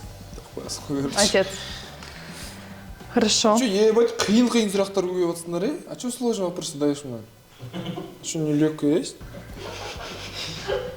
Хорошо, почему вы постоянно смотрите чуть ниже на меня? Я тебе вообще не смотрю. Вы от меня даже взгляд не отводите, просто я вот так Я с вами твоим глазам разговариваю. смотрю. Моим глазам смотрите? Да. И что, они красивые? Да. Вам нравится? Да. Отлично. Можно следующий вопрос конкретно для вас. Я слышала, что у вас недавно был бой.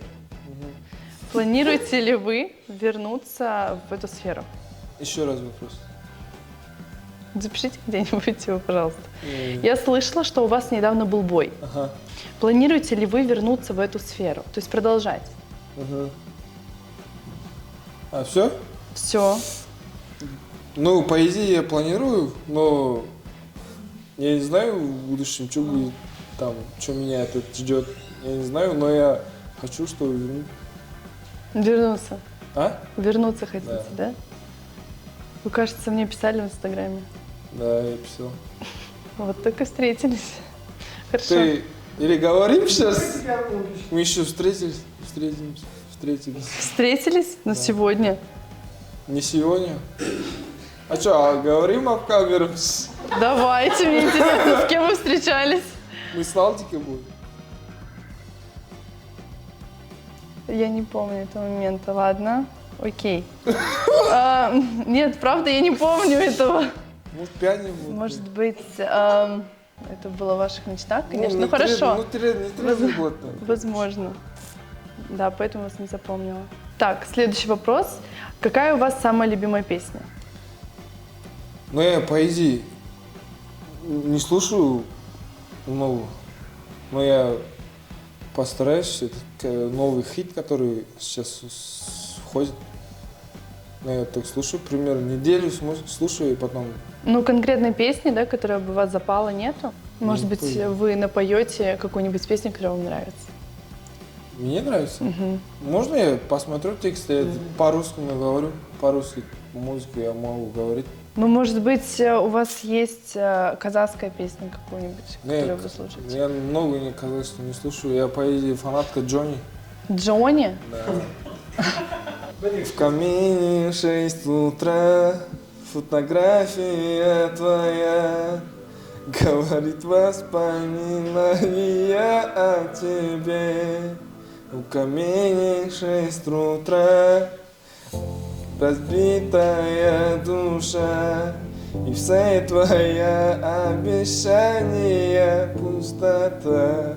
В камине 6 утра, фотография твоя, говорят воспоминания о тебе. Да, может, Спасибо большое. Да. Честно вам спасибо. Выбирайте какое. Все, простите.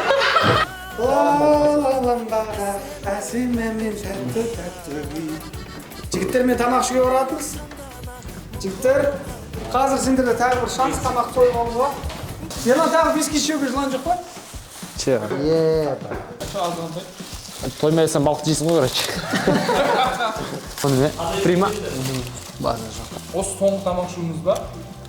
Тағы бар ма?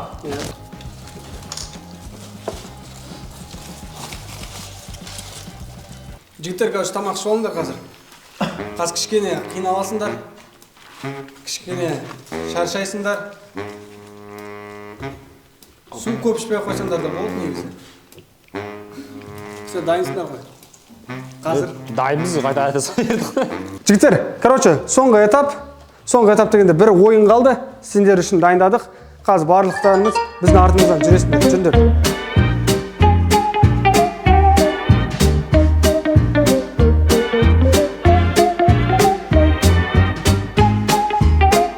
Жігіттер, отырыңдар. Дайынсыңдар ма? Да. Аяқ киімдерін шешіңдер. Жігіттер, қараңдар. Көздеріңді ашыңдар, жігіттер. Енді барлықтарын былай бір-біріне жақын тұрыңдар. Сендер мына киімдерің болмайды, қазір киімдеріңді ауыстырамыз. Міне осылай нормально. Жүріңдер, артынан жүріңдер мен. Ет кие алмай. Барлықтарын мына жерге тұрыңдар. Короче, жігіттер, сендерге қазір түсіндірем. Аль-Фараби жаңағыдай сендерге алдыңғы ойындағыдай жүреді, соның ішінен қағаз таңдайсыңдар бір-бірден. Сосын барлықтарын бірге ашасыңдар. Бірақ бір адамға қазір қатыспайды деген түсу керек. Ол білмеймін, бірақ кімге түсетін өздеріне байланысты. Оған повезло. Ал қатысатын адамдардың ішінен бұл жерде 20 000 теңге тағы ойнатылады, кім бірінші ұтады. Бұл жердегі задание енді қиындау болады, біраз таңдап шығыңдар, бір-бірден алып шығыңдар. Барлықтарын бірге ашасыңдар. Альфа бассейнде қалай жүрсің, Давайте. Дайынсыңдар ма? Кезек-кезектен оқисыңдар. Екі қол. Оң қол денеге. Қол аяқ. Қатыспайды! Екі аяқ. Сол қол денеге. Жігіттер, қалай? Екі қол, екі аяғын сезесіз? Сендерге берілген задание, жаңағы екі қол, екі аяқ. Дәл солай сендердің қолы мен аяқтарыңды байлаймыз, скотчтаймыз. Мына жерден бастап жарыс басталады, ана жаққа дейін. Кім бірінші жетеді? Мен жетіп тоңып кетем ба сонда? Батып кетем ба? Қол аяқ. Сенде оңай ғой. Аяқпен жүгіруге болмайды тоқа. Жүзесіңдер. Немен қайтемен? Жүзесіңдер. Оң қол денеге.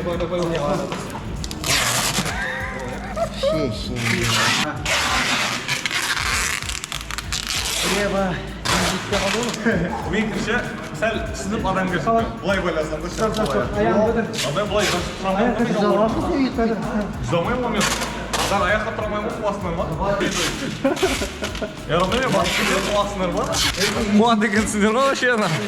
Что тупость на?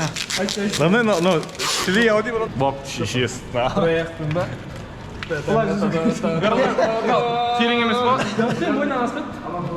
Жоқ, бұлай ма? Сен аспайды. Бірақ ар жағы терең 2,5 метр кішкене. Мен еще бататсам құтқандар бірақ. Ерландікі де сондай. Екі задача бірдей. Болды. Рана. Дурак, батып кетем ғой рана. Секір.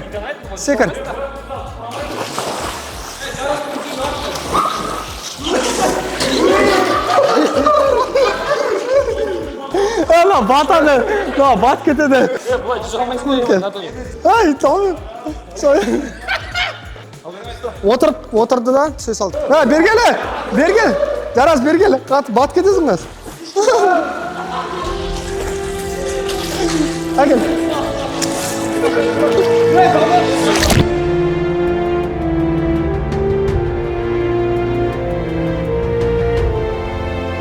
Дайынсыңдар ма? 1, 2, 3, кеттік ал.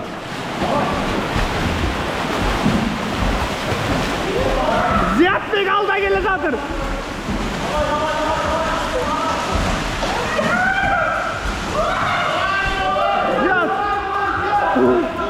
Ziyat бірінші келді.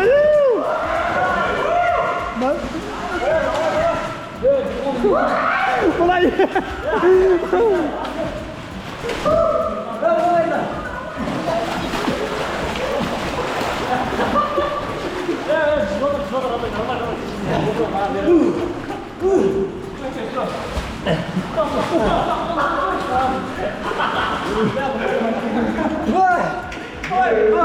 Бірінші Зият келді, жайды енді қазір екінші раунд барлықтарын бірдей байлаймыз. Зият, Зият, сен инвалидтардың несіне қатыса берсей?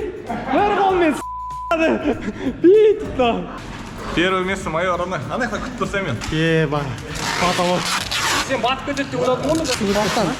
Су шықпай жатыр. Қозғала бермейді, оны ашыла береді. Жоқ, басыма кетті оны. Я, білем, біз миға қонымсыз нәрсе жасап жатырмыз. Короче, қазір осы жерде тұрасыңдар, осылай түзу секіресіңдер. Сосын мына стенкадан итерілудің керек жоқ. Барлықтарың жандарына тұрыңдар бір-біріне. Дайынсыңдар ма? 1, 2, 3 кет. Құлағын түр қайшылап қазанаттарың, бақпен бабы сай келсе осы. Давай, Зият! Ал бұйыртықтай келіп алдынан келсең, көкке өттір бөркіңді азаматтар. Ерлан, бірінші келді, Асет қалай екен? Көтіңді бірақ сітіп албамыз. Что-то Асет не болып қалды? Фору дал братишкам, брат, они-то гости, родной. Қалай болды? Четко болды, родной. Қызық па? Офигенно было, да. Шынайы ма? Шынайы жарысасыңдар ма былай? Шынайы отасыңдар бәрі? Любой там, родной. Короче, осындай тема бізде. Вообще миға қонымсыз нәрсе жасап жатырмыз. Анау батып кете жазады ғой, Құдай-ау. Мен жарысам балармен. Кет бәріміз бірге жарысамыз. Я гангстер, я всех сейчас сделаю. Вообще не по часу его отвечаю на. Көресің рука, мен атты олжас. Мен жүзу білмеймін. Но, нормально.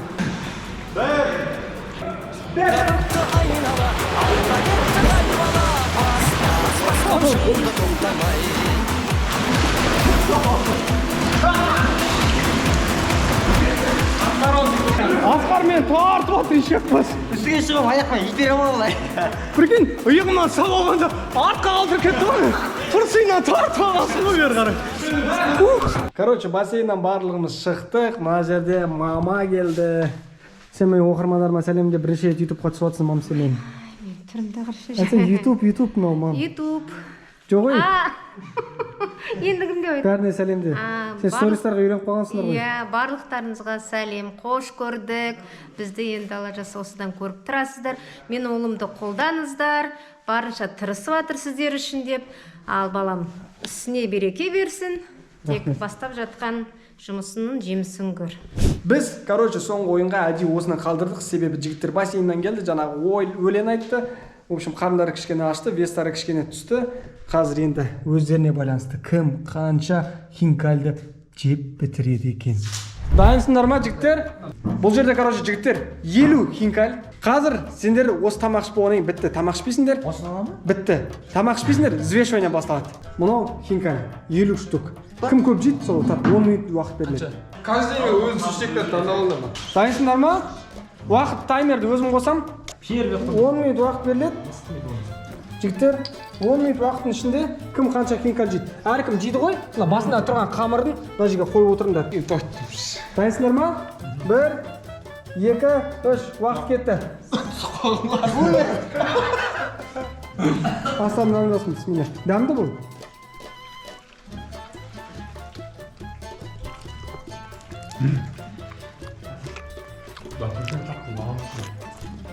Жесей ма, немесе отырсың? Біз дамақтап тұрған жерде. Артта қайғадыш. Дышать не забываем, пацаны. Орындар жігіттер, орындар, айдың соңы. Кім неше жеді? Асқар жерді асып жүрмей атқа. Ондай құдай деп алып жатыр. Бағадағы. Асқар екеу жетті, алда Асқар көш бастап келе жатыр, Зиятбек те екеу жетті. 2 минут өтті, 8 минуттан қалды жігіттер. Асқар мен Зиятбек екеу, алда келе жатыр. Мына сүмір жоқ қой. Өлерсің, бертін өсің. Орындар жігіттер, орындар, айдың соңы. Мә, Асқар, бесен жоқ қойды. Не, жарастан алып қойды. Ой, бесін ақ. Бестен доғырды. ана секіріп отырыңдар сол денелеріне тарайды да сосын қайтадан орын болып. Бля, Ермо сейчас денег здесь хотя бы. Көре алмайсың ба түсіп жатсашы. Әсет байғұс бәрі ойнап жатыр. Барлығы ойнап жатыр. Тегін ақсамызда да болмай келдің ораны. Біз жол ақша шығармаса болды.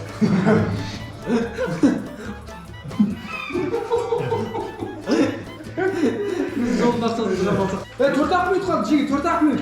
Давайте екі шоу тұрғызымды. Al oldu. Міне уақыт бізде 6,5 минут. 6,5, 7,5.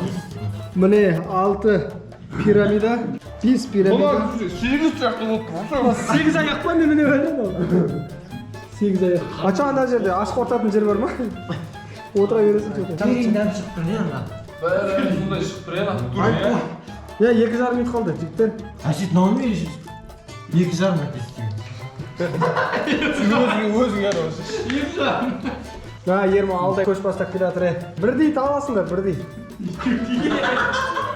Жігіттер 1,5 минут қалды. Асқар, екеуі тұрғызып 1,5 минутта бітті тасың ғой. Бұл жерде 200 мың теңге. Честно, давайте.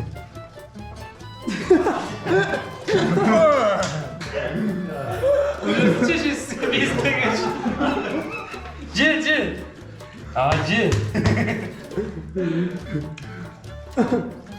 Мана бірдей келе жатыр Ермо. Мағарана ауды қазап қоланы. Жігіттер 1 минут қалды. 1 минутта біреу бітіріңдер ал. Сол бағмыш бізді тауыласың ғой. Өтімден әпсің.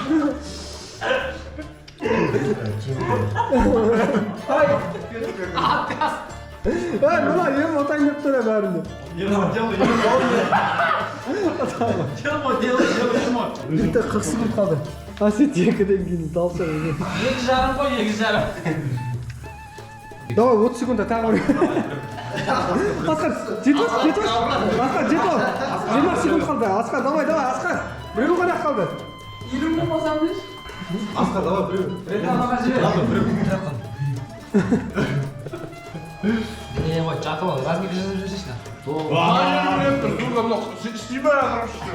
Давайте, жігіттер, 1, 2, 3. Бітті. 10 минут өтті. Мына жерде Ермо 8 штук жеген, Асқар 7, Ерлан 5. Аяқ ауырып қалмасың. Мынау 2,5 дөбеден келмейді ғой құдай ау. 2,5. Зият 6, Жарас 6 жеп. Бізде чемпион Ермұхан, шапала! 5 мың теңгені әкелдіңдер? Шымкент ба? Менің жастым ба? Ханкили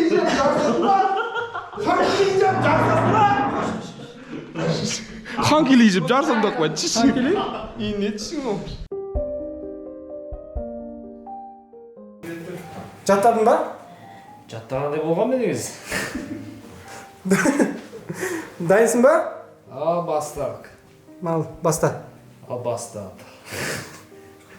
Айналайын, чудесное слово. Жаль, что его русский не поймет. Объяснить я готов ему снова. Только бедно звучит перевод. Айналайн твоими губами.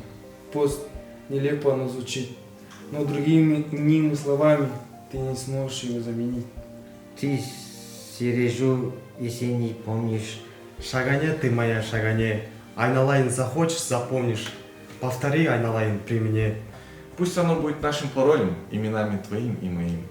Мы казахи с любовью болью о любимых своих говорим. Айналайн тебя называю, если хочешь понравиться мне. Называй ты меня Айналайн, как и Сеню свою Шагане. Құракет. Оқып отырмын базы. Асқар палуан. Екінші кім? Кел. А? Шморт. Говори ма? Жарас. Что там? Кеттік жүр. Жалындар аттарынан, ё-ма-ё. Кеттік. Келесі бізде Әсет. Біздің ең соңғы қатысушымыз Ермо. Бар. Все болды, кете бер. Қатысушыларды ортаға жинаймыз. Жігіттер, балалар.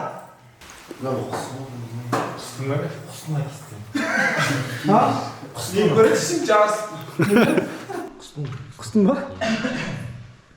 Неге? Көтере алмадым. Ерлан төртте тұршы. Мен в общем енді жігіттердің барлығына барынша көмектесім деген ойдамын енді. Барлықтарына тамақтың барлығын бірдей бөліп бердік, бірдей демалттырдық, бірдей қинадық. Не болды Ерлан? Ерлан қайда? Г болып қалыпсың, Г. Құрметті, тағы да бір қайталап өтейік. Ерлан, Ермо, Әсет, Асқар, Зият. Алтау қонақта. Жарас қайда өй? Жарас! Түсіп отырмын. Вообще біреу жетіспейді. Өздерің кім жеңді деп ойлайсыңдар? Жеңіс керек жоқ. Бәрінің жағдайы оңай емес. Қиын болды ма? Қиын болды. Қанша? Кім жеңді деп ойлайсың? Өз ойың просто. Жеңді ғой бір. Сен кім жеңді деп ойлайсың? Мен Асқармен қорқытым жоқ Асқардан. Асқар жеңіп кетуі мүмкін по идее. Ермо бауырым жеңген шығар. Ермо ғой. Мен өзім. Тік тұра алмай тұрсыңдар ғой. Мен сен бес қосама деп ойласам, наоборот түсіріп тапсың ғой. Кім жеңді деп ойлайсың сен өз ойың? Ермо жеңген шығар. В общем, бәрі өз ойларын айтып болды. Ал міне жігіттер, үкім шықты. Айтып жаңа кім қанша килограмм қосқан? Асқар 5 килограмм қосыпты. В общем, айтқанда, семен конкурент өте көп. Ерлан тоже 5 килограмм қосқан. 5 килограмм. Жарас тоже 5 килограмм қосқан. Әсет тоже 5 килограмм қосқан. Мына жерде енді Зиятбек пен Ермо конкурент қой. Зиятбек пен Ермо конкурент, таза конкурент. Екеуі де 6 килограммнан қосқан. Сосын біз граммдарын есептедік.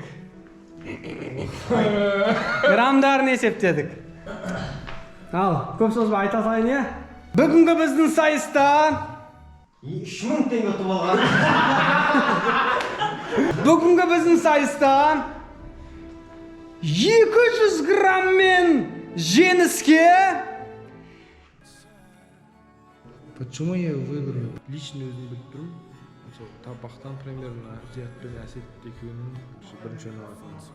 Қалған төртеуінде қалған 4 кезеңдерінде мықты ойнайды. Кого вы считаете фаворитом сегодняшней игры? Ну, по идее, я считаю, все должны быть выиграть, но я сильнейшим буду говорить лично я сегодня.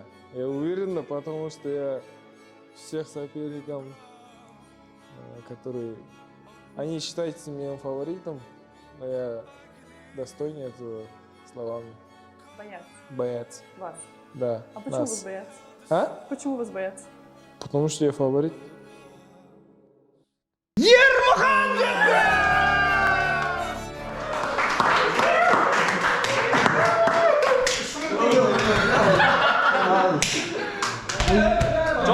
Короче, Зиятбектікі 6-та 7, сенікі 6-та 9.